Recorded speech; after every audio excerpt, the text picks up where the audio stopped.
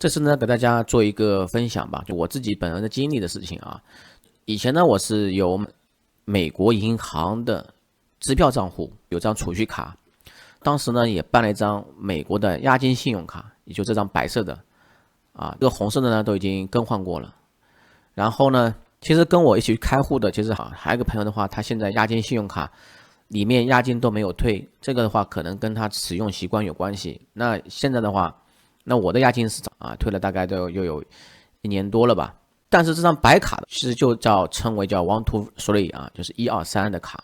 就是在美国境内你刷卡比较方便。比如有一些商户是3%，比如加油这种啊，那些超市有些1%不一样的商户啊，它有这个 deals 的在美国境内适合消费。如果说你不在美国待了啊，那如果说你回国了，我看这种情况的朋友挺多的啊，包括在网上认识一些上海的朋友，他们也有这种美国的像我这样的卡片啊。这卡片的话，如果说你想在中国用的话啊，因为现在汇率不是很高嘛，中国现在对这种外卡支付啊也是非常友好啊，所以说比较划算。那这种情况的话，你这种卡片的话，在中国刷的话是有产生一个3%的叫 FTF 啊，叫 Foreign Transaction Fee 啊，外国交易费。所以说呢，产生这种情况之后呢，我想着就是要不要再办一张啊？所以说在办一张的情况下的话，手机银行里面是可以办的，经常还给我推送 offer。但是每次当我点到最后一步的时候呢，他也没有要求我输入什么 SSN 啊，只是每到最后一步的时候显示这个系统在维护了这种情况。因为我也知道我在美国银行没有 ITIN 啊，也没有 SSN，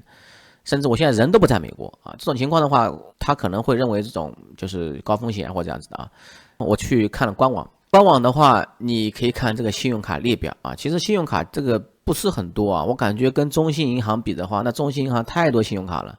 那我要办了哪张卡片呢？说实话，就是办这种既没有这个费用的卡片，叫没有外国交易费的卡片，就省了这3%。那最好是没有年费嘛，有年费的当然也可以啊。我前期建议各位就是还是不要办有年费的卡片，为什么呢？年费的卡片比较高端的话，你第一个呢没有这种很好的信用的话，就不要去触碰啊。万一被拒绝的话，那你这个信用分又被拉低了，卡又没拿到。我们前期是要保险啊，稳扎稳打拿到卡片。你看这种卡片的话，虽然说有95年费，那如果说等我使用一段时间之后啊，我信用良好，我可以再申请这种高级别卡片，比如说550年费的卡片。当然了，这种卡片的好处挺多的啊，不过你要刷卡的话，刷卡多的话是适合。这个时候的话，你可以在网上申请啊，点 Apply Now 啊。但是我给大家说一下啊，就是我尝试过了，你到最后的话，它就是给你2个提示，你登录网银，最后也是一样提示，只有2个方法你可以申请，你在线申请是你申请不了的，因为你没有 SSN 的号。那这种情况的话，要么你就是去当地银行网点办理，线下办理。那线下办理的话，这边有个 offer 嘛，就是免费送你的$250这个 offer 啊，没有了啊，因为线下办理的话，你占用人工服务啊，美国人工很贵的，对不对？那第二点的话电话申请，说实话其实也没有这个 offer 了，但是我拿到了，我不知道他的系统是不是出 bug， 或者说他没搞懂啊。那电话申请呢也是占用人工客服，不过呢这个还稍微好一点啊。所以说呢这个事情呢就一直拖着啊，我真的是有必要申请了啊，就是打电话。好，到打电话环节啊，首先的话我建议各位就是记录这2个号码啊，一个是借记卡中文啊，一个是信用卡中文。最好呢还是看你情况啊，一般来说的话我打这个分开啊，你借记卡就借记卡，信用卡就信用卡。你可以看到我这个区店2024年3月20号打这个电话，你要注意这个他们是美国东部时间的早上8点到晚上5点下班啊，这个时间。而且呢现在美国还分这个冬令时，你要看清楚，刚好呢就最近转换了一下。好，再说回来吧，这个时间的话，基本上你如果说中国的晚上12点打电话的话，那无论冬令时夏令时的话，你都能打得通啊。打通之后呢，他是完全是一个讲中文的人跟你讲话啊，有很多时候呢都有这种港台口音啊，广东口音啊。这个时候的话，你跟他说我要申请一张信用卡，你人不在美国，我也没有什么 SSN 号可以申请，但是你是已存客户嘛。那这个情况的话，他要转接到高级专员啊，他说他没有权限帮你处理这个问题。其实我发现啊，中文雇员的话，基本上很多权限都是没有的啊，都要转接到这个英文专员，因为他没有这个 license 的，他在里面沟通对接的时候，我知道啊，态度还是非常好的。转接过去之后呢，来个英文专员，一个女性啊，跟你讲话，讲了好多话。她知道你要办这个卡，她要知道让你知道这个卡片啊年费怎么样，一些什么情况，还有这种透支利息啊，说中途有很多的自动语音啊，有很多的自动语音。在这个情况下的话，到后面啊，有些东西说实话我也听不懂了。比如说他会告诉你啊 APR 的利率这种啊，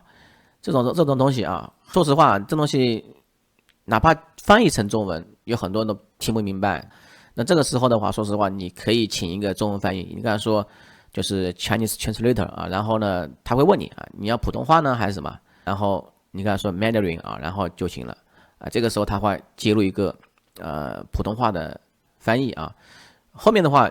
这次之后啊，后面的话我基本上我就不想讲英文了啊，直接跟他讲要一个翻译啊。这个翻译的话，可能需要你等待时间一下啊，那可能需要3分钟、5分钟。好，那么打这个电话的话，说实话要打很长时间了啊，打这个时间很长。然后呢，基本上完成这个申请的话，大概需要个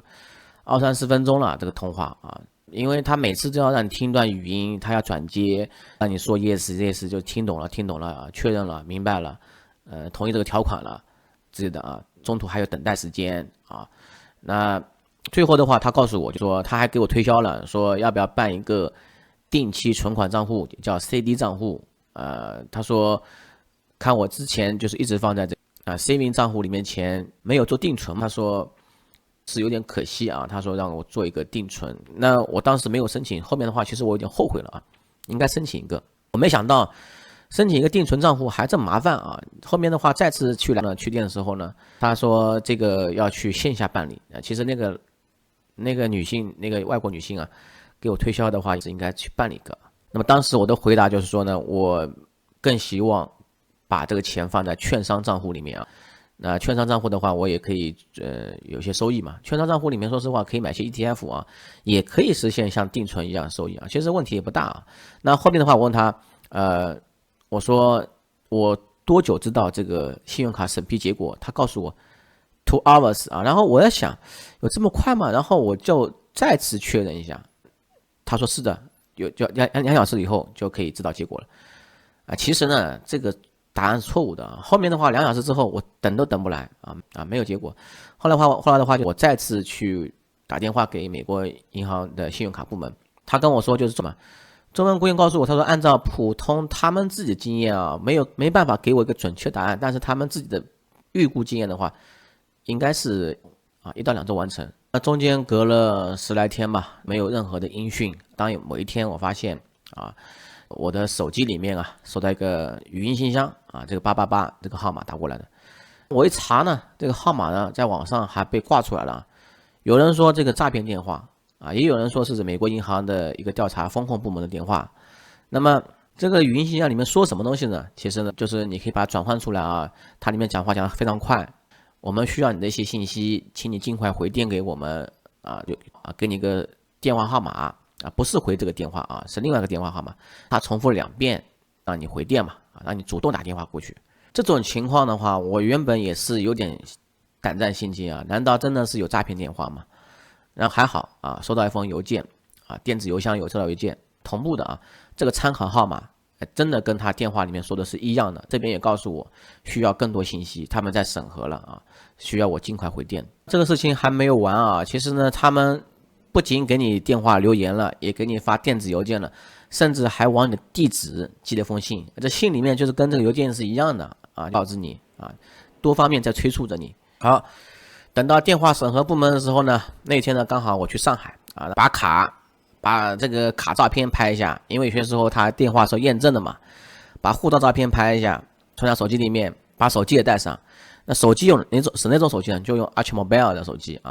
分钟数100分钟都打完了，那怎么办呢？它里面有个叫 Voice Pass 的，你可以选择1天或者说7天，1天的话是24小时内。你可以无限分钟数打，但是前提的话，你要在 WiFi 前提下WiFi calling 这样打电话，那也没办法，我只选了个24小时的无限分钟的拨打。打电话过去也是很长时间等了很长时间，他转接英文雇员，然后呢遇到个很大的问题他说我的护照过期了所以说暂时不能给我批。他说就是说你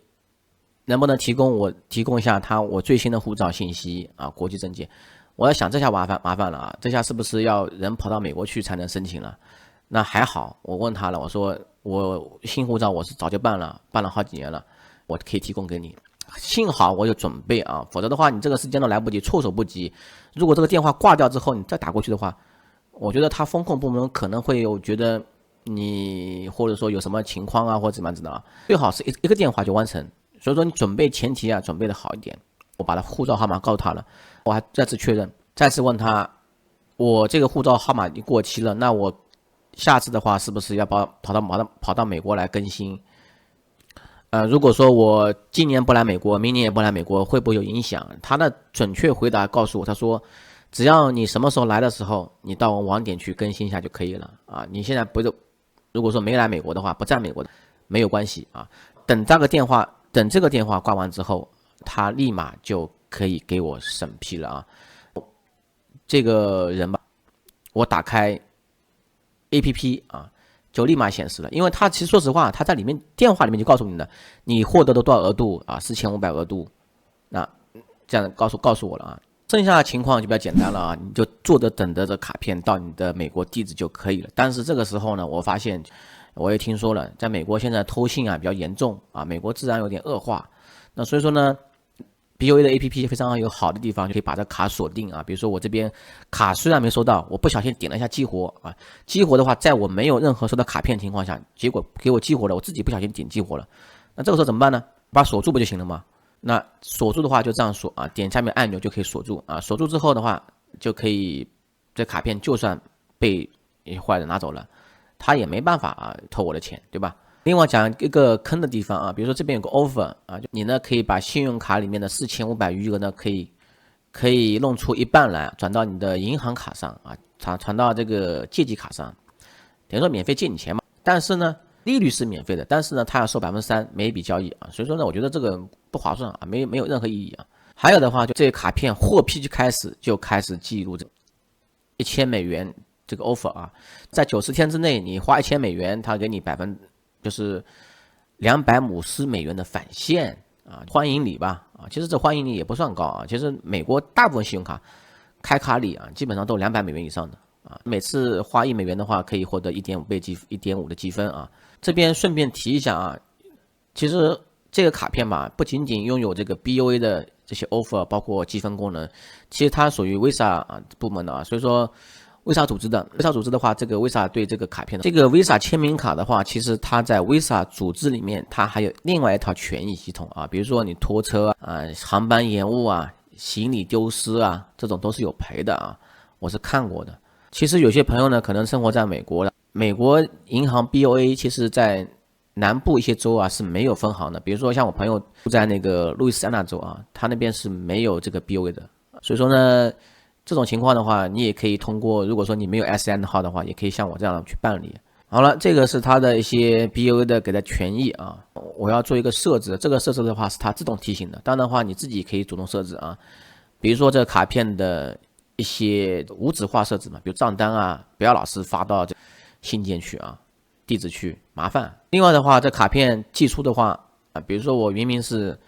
29号审批了吧，29号就审批通过了，它其实是中国的29号的话，相当于美国的28号。那其实它3天之后啊，3、4天了不止了。28号的话，这边的话4天了啊，因为3月有31号嘛，那4天之后才给你邮寄啊。邮寄的话，到现在今天是中国时间的4月17号啊，还没收到啊。好了，这个办卡的流程啊，基本上都这样子啊。因为我发现，说实话，有些上海的朋友也是跟我一样的情况啊。那这张卡片的话，还是非常好用的，你可以在中国的星巴克啊。肯德基啊、麦当劳啊都可以用啊，这样的话把钱搞活了嘛。